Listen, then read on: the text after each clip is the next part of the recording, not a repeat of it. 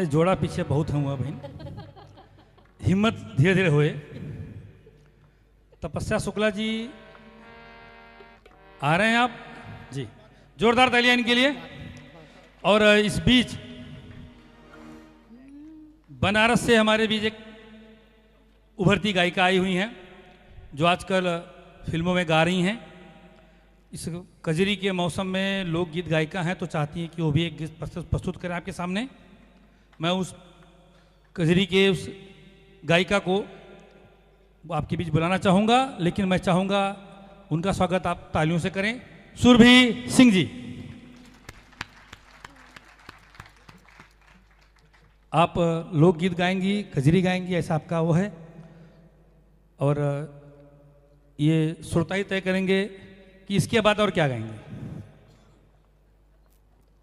Hello,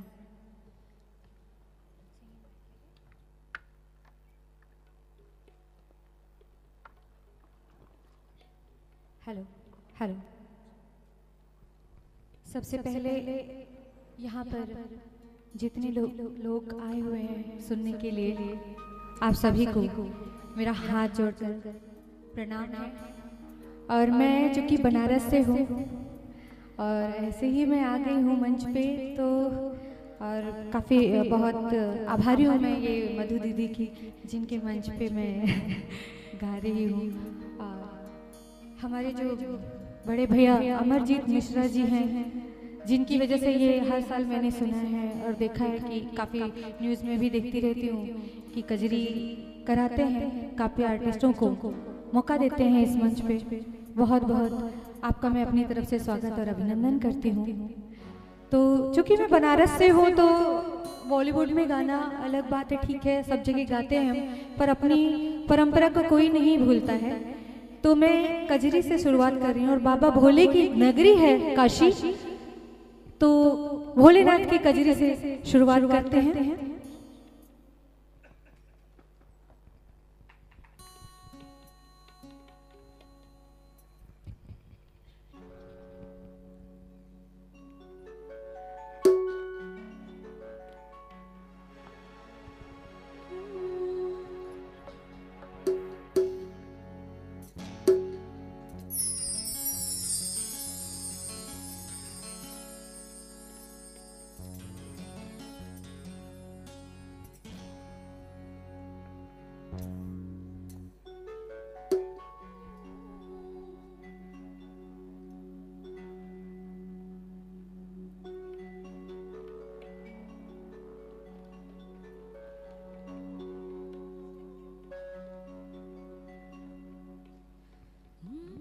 दर्द हो पिया,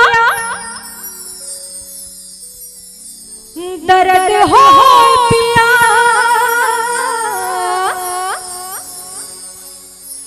दर्द हो पिया, दर्द हो पिया। पार्वती मैया कहती है भोलेनाथ से कि दर्द हो पिया, दर्द हो पिया, दर्द हो पिया हमारे कलाई में, तारे भांग की भी साई में। दर्द हो पिया हमारे कलाई में, तारे भांग की भी साई में। तारे भांग की भी साई, तारे भांग की भी साई, तारे भांग की भी साई, तारे भांग की भी साई। दर्द हो दर्द हो पिया, दर्द हो पिया।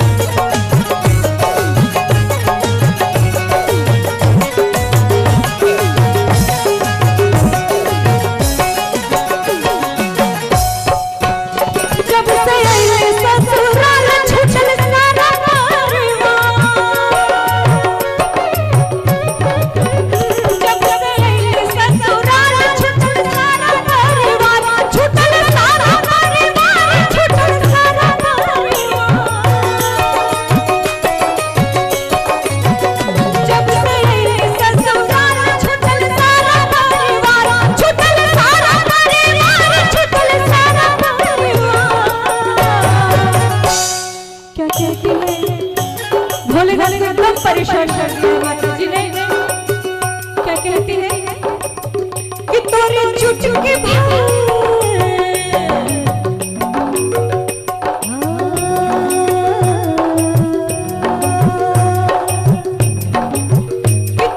चुटकी भर संतूर की नवाई में साई में और चुटकी भर संतूर की नवाई में भांग की पिसाई में दर्द हो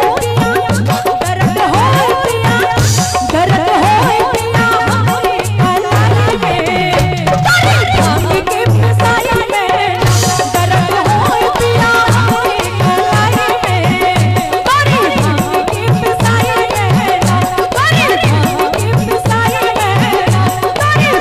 की पिसाई बोलिए हर हर थैंक यू।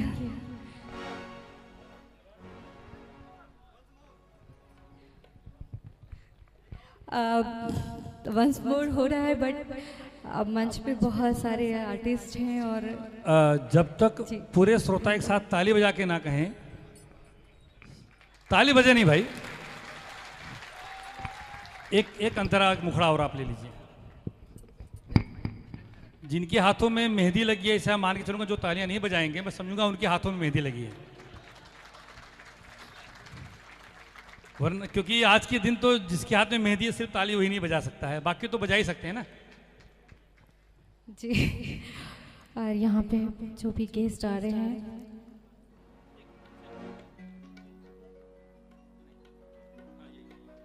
हमारे बीच आदरणीय भीम शुक्ला जी आए हुए हैं, आपका स्वागत और अभिनंदन करते हैं हम। हमारे गोविंदा जी की माता जी आदरणीय निर्मला देवी जी एक कजरी गाया करती थी, बहुत ही फेमस कजरी है। से जिया पलोटे काला नाग हो, से जिया पलोटे काला नाग हो, कचौड़ी गली सोने कैला बलम। मुझे ये बात पता नहीं थी, मैं गोविंदा जी क्या गई तो वो मुझे बताने लगे कि मेरी मम्मी ये गाया करती थी काफी। एक मिनट, झूले पे जब कोई बैठेगा तब गाएंगे, झूला खाली है, ऐसा नहीं कजरी नहीं हो सकता बिना झूले पे बैठे। उमेश सिंह जी, उमेश सिंह जी आ रहे हैं, आइए आप शुरू करिए, अब आ रहे हैं।